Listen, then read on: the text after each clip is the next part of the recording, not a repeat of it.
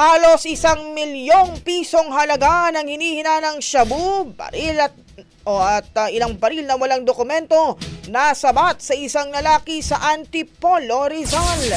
Brigada Justin Hoxon, i-brigada mo! Brigada! Live report!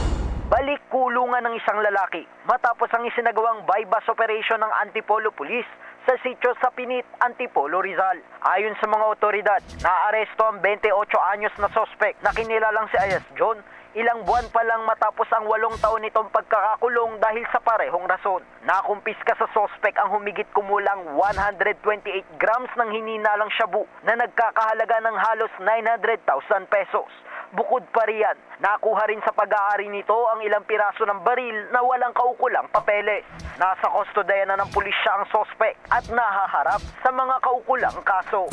In the heart of changing lives, ako si Brigada Justin Hoxon ng 105.1 Brigada News FM Manila, The Music and News Authority. Ronda Brigada. Ang bahaging ito ay hatid sa atin ng Power Cell Soya Coffee. Masarap araw-arawin.